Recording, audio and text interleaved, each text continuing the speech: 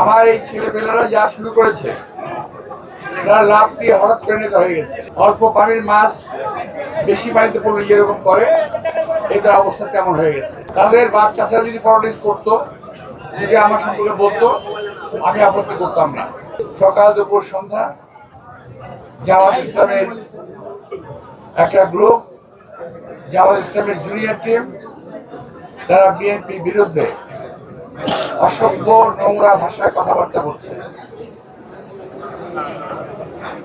জামাতের সর্বোচ্চ পর্যায়ের ব্যক্তিবর্গ আমাদের দেশের মেয়েদের সম্পর্কে, চাকরিজীবী মেয়েদের সম্পর্কে অসভ্য শব্দ ব্যবহার করেছে।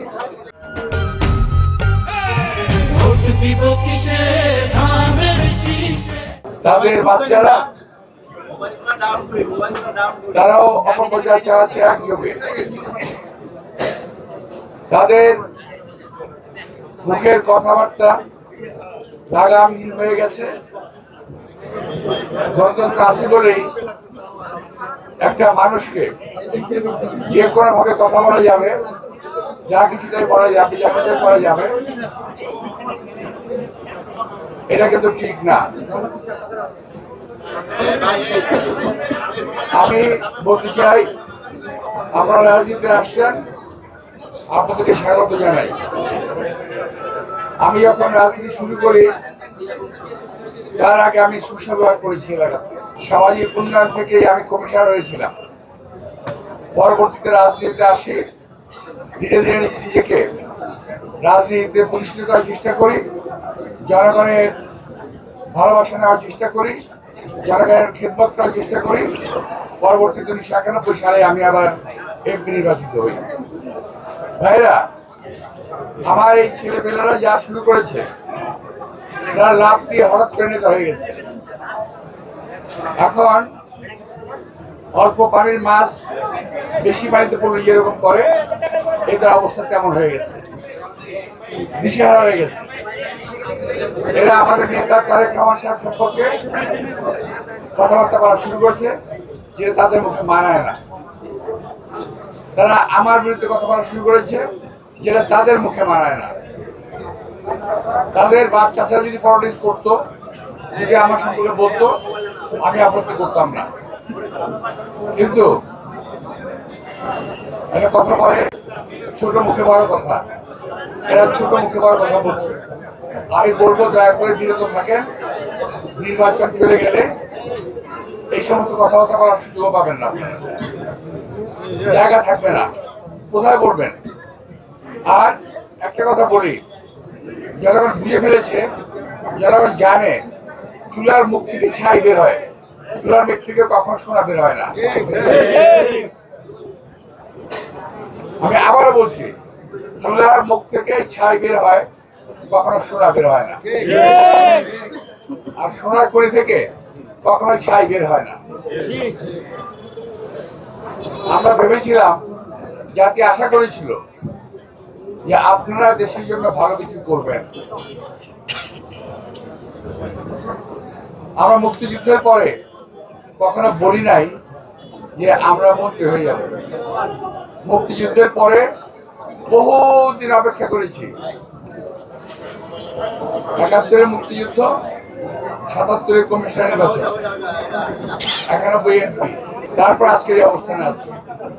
আপনারা দুদিনেই এই অবস্থায় চলে যেতে চান? আপনারা ভাবেন মির্জা আব্বাসের বিরুদ্ধে কথা বললেই তো খবরে থাকা যায়, মির্জা আব্বাসের বিরুদ্ধে কথা বললেই প্রচারণায় থাকা যায়। প্রচারণা থাকতে চান, বহু রাস্তা আছে। দান করেন, খয়রাত করেন, ভালো ভালো কথা বলেন, মানুষের মুখে থাকবেন। কিন্তু এইভাবে গালিগালাজ করে, অশুভ ভাষায় কথা বলে নিজের পরিচয় জাহির করেন না যে আপনি কোথেকে এসেছেন। দয়া করে আপনি আপনাদেরকে, আর এখানে ব্যবসায়ী যারা আছেন তাদেরকে আমি একটা জিনিস বলবো, যিনি বলেন যে এই এলাকায় চাঁদাবাজি হয়, আপনারা যারা ব্যবসায়ী আছেন তারা কত টাকা চাঁদা দেন আপনারা কি জানেন? এটা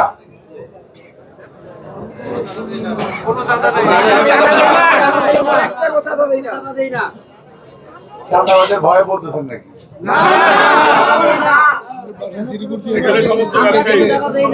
আমরা 5ই আগস্টের পরে শান্তিতে আছি। আমি আপনাদেরকে একজন ব্যবসায়ী বলেছেন 5ই আগস্টের পরে শান্তিতে আছি। আমরা শান্তিতে থাকেন এটাই চাই। আপনারা জানেন আমার অবস্থান বরাবরই চাঁদাবাজদের বিরুদ্ধে, সন্ত্রাসের বিরুদ্ধে, মাদক ব্যবসায়ীর বিরুদ্ধে।